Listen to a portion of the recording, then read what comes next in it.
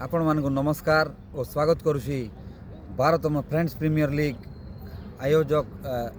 Swami Vivekananda friends association Bhawanipatna एवं काली जो गतकाली जो मैच होता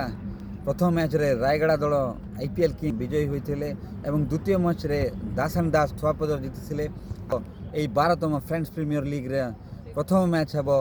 आयुष एकादश भवानीपाटना एवं सुपर सिक्सर्स मुनिगुड़ा एवं द्वितीय मैच हे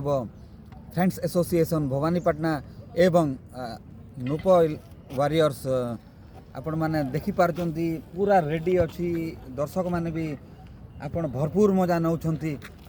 आपण मैंने देखंतु गोटे 12तम संस्करण एटा एवं बहुत बड़ बड़ दल ये भाग नहीं तांकर प्रतियोगिता